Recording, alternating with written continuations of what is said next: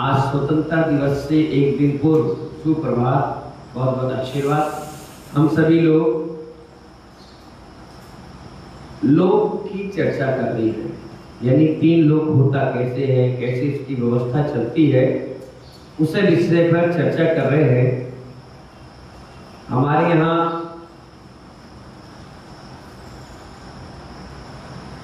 कल जो मैंने दीवार की चर्चा की थी, जो लोक में दीवार होती है, जिसे अपन कल धनु बातबले पढ़ रहे थे, उसकी मोटाई कितनी है, एक बाउंड्री की कितनी लंबी चौड़ी मोटाई है, तो 20,000 योजन। कितने? एक योजन कितना था अपना? 12 किलोमीटर करीब, 12-15 जो भी होगा एवरेज में। तो ये तो महायोजन में नापा जाता, तो 6,000 किलोमीटर का एक योजन कितना? तो 20,000 योजन का मतलब आप सोच लो कितना मोटी उसकी दीवार होगी। और उस दीवार, तीनों दीवार हैं, तब तीनों पढ़े थे ना मैंने, कौन कौन से? धनो दधी बात बले, धनवात बले और तनु बात बले। ये तीनों की मोटाई 20,000 यानी 60,000 योजन। अब आप सोचो कितनी मोटी दीवार होगी जिसके अंदर पूरा 3 लोक समाया हुआ है। समझ गए? तभी आपको समझ में आ जाए कहाँ अमेरिका है, कहाँ लंदन है, कहाँ हम बैठे हैं, इसके बारे में सारी चीजें पता चलेगी, है ना। इन बात के दबाव के कारण ही लोक का संतुलन बना हुआ है। मतलब एक बाउंड्री है, इसका बात बले का दबाव है इतना मोटा, इस कारण से क्या है, संतुलन यहाँ का बना हुआ है। तो सारे जीव वहां के यहाँ जाएंगे, वहां चले जाएंगे। और अधोलोक, मध्यलोक और ऊर्ध्वलोक, ये 3 प्रकार का लोक है। 3 हिस्सों में बांट दिया गया है, नीचे का अधो, बीच का मध्य और ऊर्ध्व का ऊपर। अधोलोक का मतलब क्या है? लोक के निचले हिस्से को अधोलोक कहते हैं। किसके? जो अपने बताया था ना नीचे, उसे क्या कहते हैं? अधोलोक कहते हैं। अधोलोक में सिर्फ कौन रहता है? नहीं, नारकी और भवनवासी देवों का निवास होता है। कौन से देव रहते हैं वहां? भवनवासी।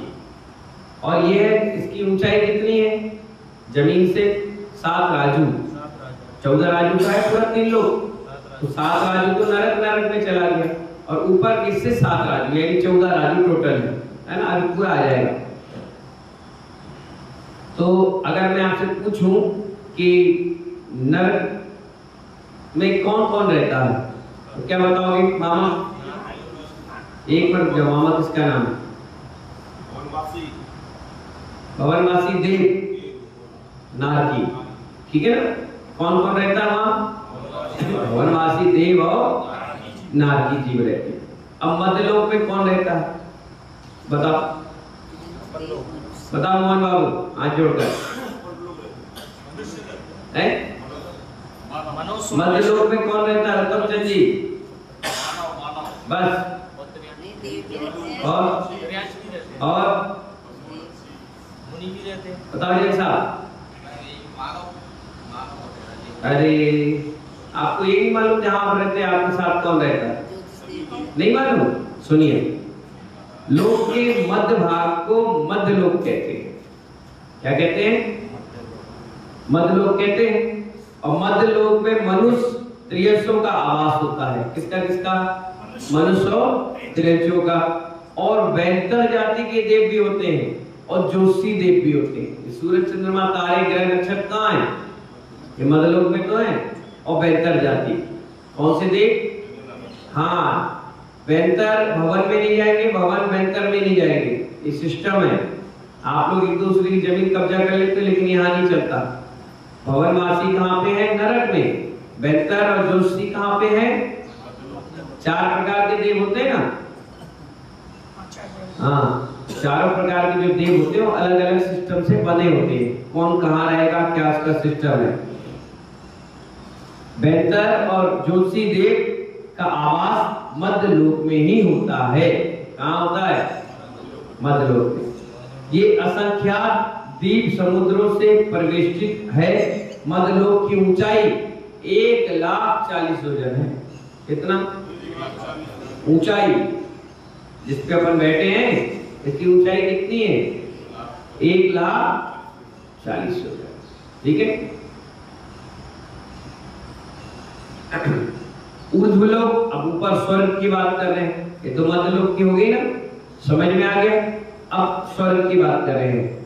मध्यलोक के ऊपर लोकांत का ऊर्ध्वलोक है, यानी लोक का अंत स्थिति है ना। सिद्ध लोक भी वही मिलेगी। ऊर्ध्वलोक में वैमानिक देवों का वास स्थान होता है। कौन से देव होते हैं वहां पर? वैमानिक, बोलो। हाँ, मुक्त जीव ऊर्ध्वलोक के शिखर पर विराजमान होते हैं। जो सिद्ध हैं वो सबसे ऊपर, सबसे चोटी पर विराजमान होते हैं।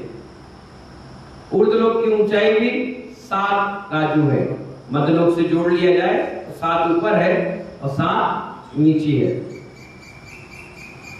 मध्यलोक की ऊंचाई भी इसी में समाविष्ट है। 1,40,000 योजन है ना, वो इसी में समाविष्ट है। हाँ, पूरे 14 में, टोटल 14 है। नीचे 7 और ऊपर 7। तो स्वर्ग और मध्यलोक की ऊंचाई एक ही है, मतलब एक ही साइड जोड़ दी 7 राजू में, और बाकी नरक की 7।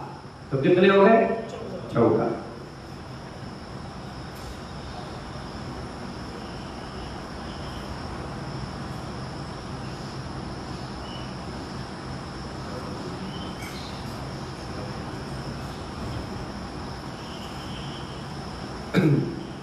नरक होते कितने हैं? 7। बताओ। हैं? नहीं हो तो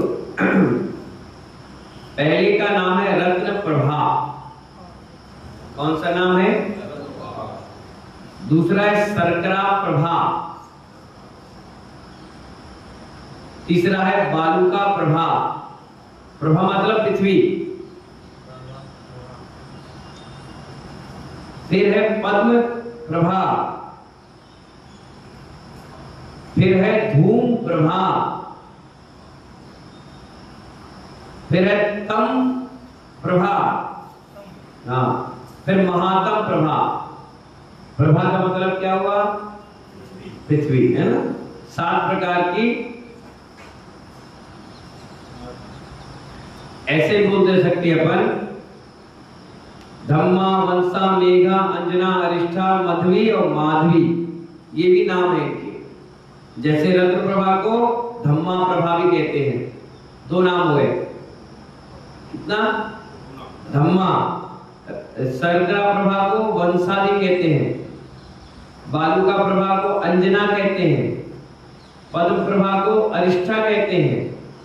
धूम को मध्वी और इनको माधवी।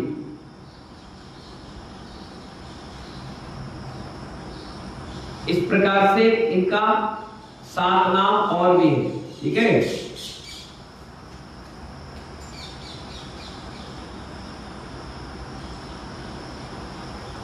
यहाँ नारकी जीवों की अत्यधिकता होने के कारण इसको नरक कहते हैं। क्या कहते हैं? नरक। और ऐसे क्रम से होती है। पहले में कौन सी है? पृथ्वी। नाम बताओ। धम्मा। धम्मा पृथ्वी है। फिर उसके नीचे नहीं, रत्न प्रभा, उसके बाद शर्करा प्रभा, फिर बालुका प्रभा। क्रम से होते हैं। देखो ऐसे बना है, पुस्तक में देख दिया है, एक के बाद एक दिया है। ऐसे ही होता है। इसको बड़ा चार्ट बना के लगा देंगे यहाँ पे, है ना।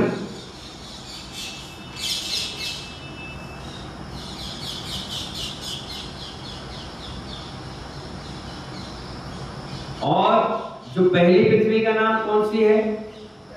रत्न प्रभा। कौन सी? उसके भी 3 भाग हैं। उसके भी कितने हैं? जैसे अपने भारत है, भारत के कितने भाग हैं? अलग अलग प्रदेश हैं। उत्तर प्रदेश, मध्य प्रदेश, दुनिया भर के अलग अलग हिस्से हैं प्रदेशों के, लेकिन भारत पूरा एक है। ऐसी पृथ्वी पूरी एक है, रत्न प्रभा। लेकिन उसमें 3 भाग किए हैं। पहला है खर भाग। पहला कौन सा? दूसरा पंख भाग। दूसरा कौन सा? और तीसरा है अब्बुल भाग। अब्बुल, बोलो। अब हुल भाग, हुल हुल, अब हुल।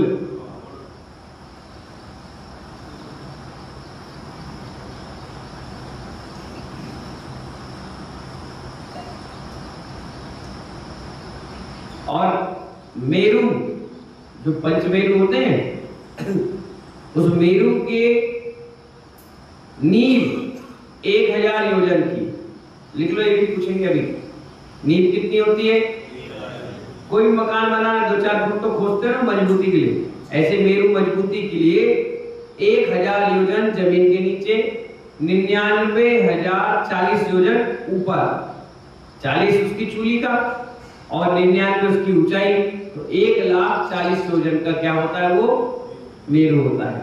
और मेरु की जहां 1000 योजन की नींव होती है, नीचे जहां उसकी नींव समाप्त होती है, एक बाल निकालो अपना और उस नींव से निकाल दो, बस उतनी दूरी से क्या हो जाता है? नरक प्रारंभ हो जाता है। कितना? बस मेरु को टच नहीं करता है, बिल्कुल एक बाल की दूरी रहती है, टच नहीं करता, बस एक बाल निकल जाए इतनी दूरी रहती है और वहां से नरक प्रारंभ हो जाता है। ऐसी स्वर्ग का है, चूली का जहां समाप्त हुई उसका एक बाल निकाल लो, ऊपर से स्वर्ग। तीनों चीज अलग अलग है, सिर्फ बाल का अंतर है ना?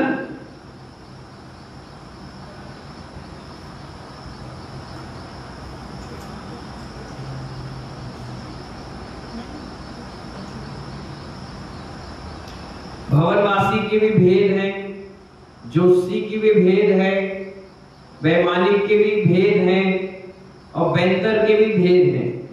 ये सब अलग अलग है, किसी के 10 भेद, किसी के 2 भेद, किसी के 4 भेद, किसी के 10, अलग अलग देवता, उनकी अलग अलग क्वालिटी है ना? बाकी जो चीजें हैं ये कल डिटेल में एक एक करके बताएंगे। क्या बताएंगे? कल एक एक करके बताएंगे। नरक कैसा है, यहाँ चार्ट बन जाएगा, तो चार्ट में समझाते जाएंगे, बताते जाएंगे, और कहाँ क्या है आपको समझ में आएगा। कौन रहता है, क्या स्थिति है, कौन से देव वहां आते, कौन लड़ाते, कौन भिड़ाते हैं, तो वो सब चीजें कब बताएंगे आपको? कल बता, ठीक है ना? आज इतना ही समझिए। 7 नरक होते हैं, सबके नाम समझ गए, और मध्य में, नरक में और स्वर्ग में कौन कौन से देव होते हैं, क्या सिस्टम है, वो समझ लिया। कल इनकी सबकी डिटेल बताएंगे, ठीक है? जब तक के लिए जय बोले आदिनाथ भगवान की।